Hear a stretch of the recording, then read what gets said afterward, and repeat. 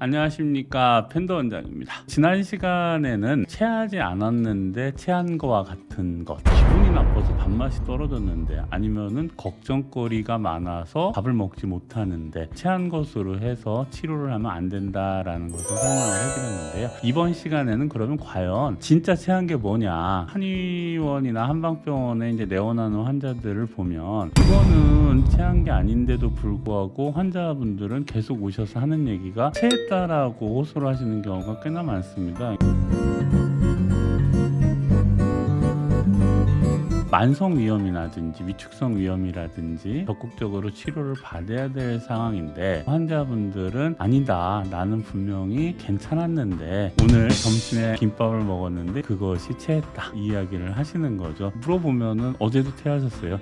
엊그제도 체하셨고, 이런 분들은 내일도 체합니다. 이런 경우는 바로 체한 것이 아니고 원래가 속이 안 좋으신 거예요. 근본적으로 속이 좋아지는 치료를 진행을 해줘야 됩니다. 첫날 말씀드렸다시피 한방적으로 치료를 하게 되면 양방에서 치료하는 것보다 훨씬 빠르게 효과를 보는 경우가 꽤나 되거든요. 본인들이 아니다, 점심 먹고 체한 건데 왜 자꾸 그쪽으로 몰아가느냐, 이렇게 이야기를 하시는데, 체한 것은 어떤 것이 나타나는지 이것에 대해서 한번 설명을 해드려 보려고 합니다. 명치 밑에가 위장이 있다라고 이야기를 하거든요. 명치 밑에를 눌러봤는데 거부감이 있다, 그러니까 눌렀는데 아파요, 만지지 마세요, 뭐 이렇게 한다라든지,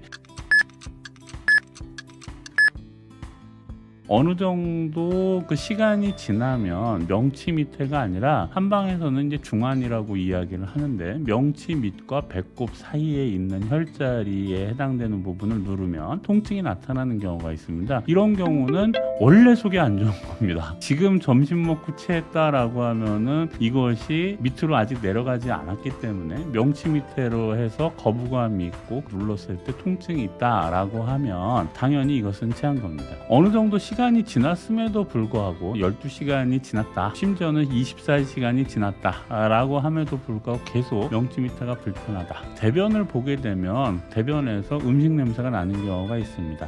대부분 똥꾸렁내라고 하죠. 다 소화가 된 다음에 대장균의 영향으로 인해서 똥꾸렁내가 나야지 정상인데, 대변을 봤는데 뭐 짜장면 냄새가 난다든지 아니면은 짬뽕 냄새가 난다든지, 내가 12시간 내지는 24시간 전에 먹었던 그것의 냄새가 나고 특징적으로 설사를 한다 라고 하면은 이것은 바로 체한 것이 맞습니다. 그러니까 이런 경우에는 직접적으로 체한 것을 치료해서 뭐 뚫어준다라든지 그런 식으로 치료를 하게 되고, 매일매일 체한다, 이것은 근본적으로 체한 것이 아니고 만성적으로 위험이 있는 상태입니다. 그래서 이제 만성질환으로 평가를 해서 치료를 해주시는 것이 맞습니다. 이러한 것들을 혼자서 자꾸 첫날에 이야기했던 것처럼 소화제 털어넣지 마시고요, 가까운 한의원이나 한방병원을 찾아가셔서 본인의 증상을 반드시 자세하게 설명을 해주시고 적극적으로 치료를 받으시면 건강한 소화기를 되찾으실 수가 있습니다. 감사합니다.